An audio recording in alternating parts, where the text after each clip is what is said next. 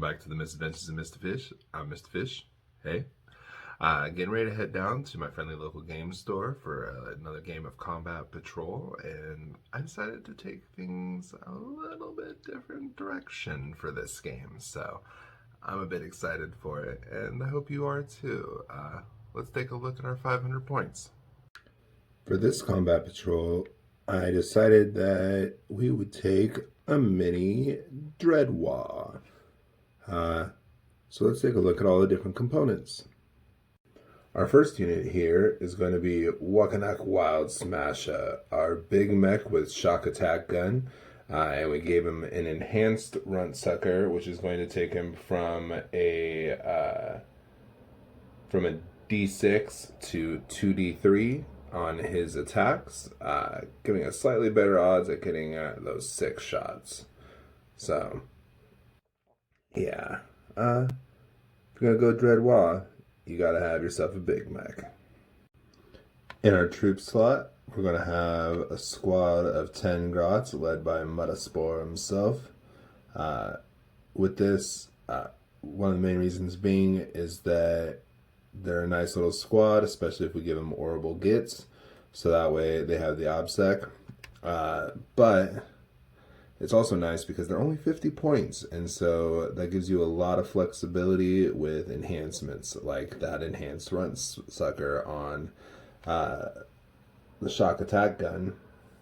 You know, those extra 15 points count. We want to run a squad of boys or beast snaggle boys in that troop slot. We would lose all those perks, and with trying to do some mechanics shenanigans, we definitely want all the little edges we can get. In our elite slot, we have just a regular mech. I did use the extra gubbins stratagem to give him Morgogh's thinking cap. Oh yeah, I forgot on the big mech with shock attack gun, we also gave him a super cyborg body since we got to take a relic, making him extra tough. And so since we didn't give him the Blood Axe Finken Cap, we gave it to Gloomboiler. Because spending a CP to potentially get a free CP every round, I am definitely down for that ride. Also, he's the only unit for 25 points, so being able to potentially heal some dreads while filling in that slot was nice. We have the return of Don't Shoot in our heavy support slot. We're running him solo just so that way we can give him the Stompomatic Pistons to bring his movement up to a 10, just because that is super schmexy, especially with him being fully melee and not being able to shoot in combat. And unfortunately we have to keep him in a solo squad just so that way he can get that mech perk. But I love him. And then finally we have our last 2 dreads in a squad together, 100 points each, just because we give them rockets and a scorcha, so that way they can have something while they're moving upfield, as well as something that they do right before charging. And yeah, and as you can see, it is B347 80X and W41K 573-4DY, aka Beatbox and Walk Steady. So, yeah, I like these guys. And then also because they're in a solo unit like this, if we don't do the orbital gits for the grots, we could do big krumpas for these guys. Which would give them a +1 to their hit rolls in melee. So that's something that we might do depending. I don't know. I like the obsec on the grots. So and these guys can kind of beefcake it up if they need to sit on something. So I don't know if the +1 to hit really would factor in. Although it would actually bring them down to a 2+ on their weapon skill. So I don't know. Hitting on everything but a 1 is pretty schmexy. So yeah. But we do actually have an option. Since we just got a points drop, cans just went down 5 points apiece, which means that if we do a 6-pack of Rocket Boys, it's only 300 points. So we could swap out our 3 dreads for 6 cans, which is actually pretty good, because they do also get that natural bonus for having more than 3 or more in a group, as well as rockets are ridiculous. The only real downside to that is that although they can shoot better, they cannot fight as good. But if we wanted to, with the 6 cans, instead of rockets, if we wanted to do scorches, because it's 10 less points, that would bring us down even further. So that would give us like 60. So we mix that with, instead of the mech, we could take somebody else. Or if we wanted to bring it all the way down to big shooter level, it only costs 105 per 3, so it'd be 210 for this full squad of 6. So that would give us 90 extra points. That's basically a free war boss being added to it for like a Waaagh. Although cans and dreads don't get the perk of the advanced charge, they do get the bonus because they are orcs for the Waaagh ability. So they do have the Waaagh orc keyword. So yeah, so that's an idea of what we could do as well. And as you can see here, we have Richard, Frank, / Axl Rose, Dizzy, and Duff, aka Grots and Rockets. I didn't say I was a classy gent. So yeah, but that is definitely an option that we have as well. I don't think we're going to do that though. I definitely think we're going to stick with the other squad. I just like the idea of the dreads just that much better, and I just think this is going to do a lot more fun, especially with the fact that the dreads all separate, even though they're kind of separated already. We could separate them out and it'll be like 3 separate units, as opposed to the grots that are affected in the cans as 1 unit of 6. So yeah, that'll be fun. So yeah, as you can see, we definitely have some playability with that. Honestly, since I've been getting into big 40k, like that was my first step. Like B-Box here was my first yep, I'm gonna play some big 40k, because like these guys are awesome. I love Def Dreads. Don't get me wrong, I like the Killer Cans too. I think they're fun, but like I just feel like these are orkier than orcs at times. Like, so like, Oi. Yeah, I don't know. I love them. They're dumb, but I love them. So, alright. Depending on how long this video was, I might cut in some scenes at the end, like I did last time, like almost kind of like a little mini flash report, and wish me luck. For our combat patrol game, since we were wanting to learn how to use objectives and play around with that a little bit more, we decided to do incisive attack. In this, you score 5 points for holding an objective, holding 2 or more objectives, and holding more objectives than your opponent. The secondary is just holding your opponent's objective in their deployment zone. Bonus, you don't have to sit on objectives to keep them because of the sweep and clear rule. Orcs went attacker and were put into the industrial zone, and Necrons, choosing to be smart defenders, took the bunker so they could set up. Necrons start the game, and so they began moving forward so they could start taking advantage of all of the objectives and shoot in. But dreads are fast, and so I moved back into them, tried to fight off the swarms with the pair of Beatbox and Walk Steady.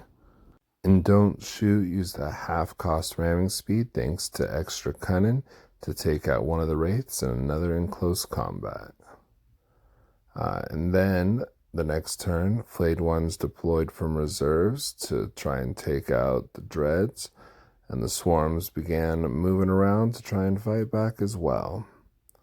But then this was the last shot of the game, with a barrage of shots from the shock attack gun into the barge, almost killing it, but allowing the dread to do one more ramming speed, and with those mortals took the barge out. This unfortunately caused them to be tabled, but left us enough time for a second game, so we decided to jump right into it. Oi, if you like my mate Mr. Fish's content, give him a like. And if you don't want to miss future content, go ahead and subscribe. Now hurry up, you git.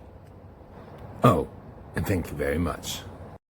Sorry for the lack of videos and kind of potato photos. We were just excited to play. But for game 2, we decided to do the Encircle mission. Very similar scoring, but difference being is the sweep and clear is gone, and you get bonuses for being within 6 inches of your edge and your opponent's edge, and 5 extra points if you're in their deployment zone as well. So, Necron's one move again, and this is after the first movement. Just wanted to capture the creepy angle here as the Necrons move in to try and destroy the Orcs, but then on the Orcs' turn, they once again begin charging in and just wreck house. With a combination of that half-cost ramming speed thanks to extra cunning and some really good die rolls, those dreads were able to get some successful charges into the barge and take it out.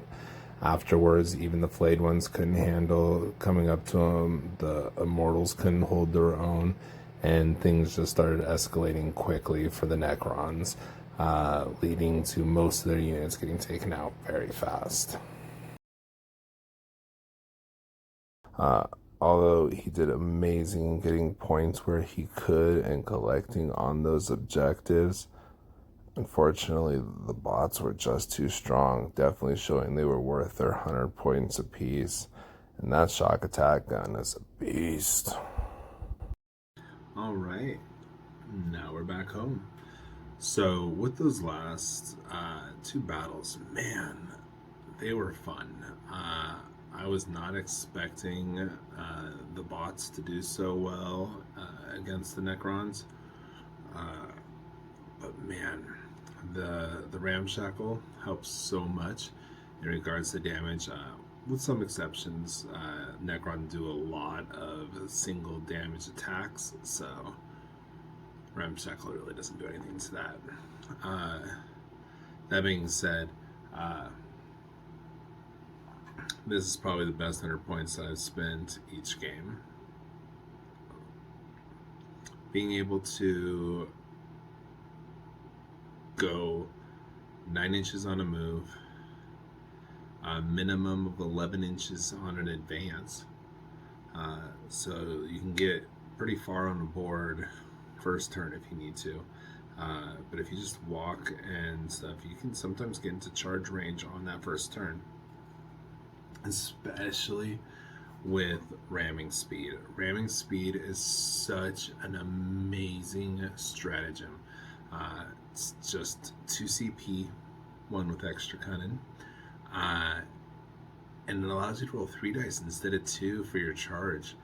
And if it wasn't so unbelievably amazing, it also allows you to take and roll a die, and on anything but a 1, you get to do up to die 3 mortal wounds on a charge, which is the same thing as the knob on Smash a Squig, and that is so good because being able to do mortals on the charge, especially against like Necrons who have reanimation protocols for when you attack or when you shoot them, but they have nothing in the charge phase, and so those mortals help you get bypass a lot of their strengths.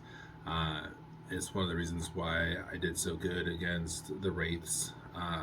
Pretty sure they're 3 wounds each, so on a good day, a charge is taken out 1 and an attack is taken out 1 or 2 more. On a real good day, a shooting attack is taking out 1, charge is taking out a 2, and the physical attack is taking out the third. So the big thing is I was surprised at how well they held up against the flayed ones, because the flayed ones, they do a lot of attacks, but maybe that's just why they did the points drop recently on them as well, because they are slow. I think that is the one thing that has helped me a lot, is that although orcs are slow, Necrons are just as slow. So that's helped out quite a bit. We'll see how well the orcs do against some of the faster armies, especially with my play style. And then the other thing is the Big Mek. The Big Mek. Holy cow. This dude is so good. The shock attack gun may not be the best gun, but with 60-inch range, wherever he ends up. If he ends up walking down the field with somebody, if he ends up in a perch shooting somebody, it is always firing off shots. So yeah, I definitely have been enjoying it. That being said, we're already talking about getting some more combat patrol games going, hopefully trying to convince some other people to possibly join in and do a crusade or something like that. I think that would be amazing. But we're trying to keep with that combat patrol, that small game, just so that way we can kind of build up on, eventually including all of the secondaries, including, all the extra stuff like that. I do have like 3 other groups that I'm thinking about taking already. So far we've done just casual orcs, a little bit of everything. We've now done a Big Mek Dread Waaagh. One of the things, I still didn't get paint on them, but they've been primed now at least, is I wanted to do a Big Mek with mega knobs in a truck. So we'll see about a truck boys list. Snag boys. I think I figured out a way to hustle them down to 500 points and still get all the goodies I want. So that'll be exciting, especially since I picked up a weird boy on Tuesday. So Tuesday to Tuesdays, and then and then the last thing I'm kind of playing around with the idea of is doing a Vanguard, which will be with a bunch of elites, and with that, thinking about doing a commandos only list. So how blood axe can we get with using just boss Necrot and a bunch of commandos? That could be fun. So those are just some of the ideas. If any of those catch your fancy, or if you guys have some great suggestions, let me know in the comments down below. Sorry this one took a long time to get out. I haven't really done anything in between. I kind of promised you guys that this is going to be my next video, and life's been rough, which honestly feels like an ongoing theme of most of my videos lately, but things are getting better. We had some pretty scary situations in the family and stuff. Feel free to hit me up. I'm an open book, but this isn't necessarily the place to talk about it, so I'm not going to at this time. I might later. But yeah, definitely excited about where my work journey has been taking me. So as you can see, a lot of things are getting moved around over here, getting lots more stuff done. Finally working on Octarius terrain and stuff like that as well. So that'll be pretty cool when that's all done up. But yeah, so hopefully soon we'll be also doing a little bit more work in regards to actual battle reports again. I've been enjoying the hobby and the gaming as is, without like that obligation of recording everything. But if that's something that you guys would love to see again, also just let me know in the comments down below. So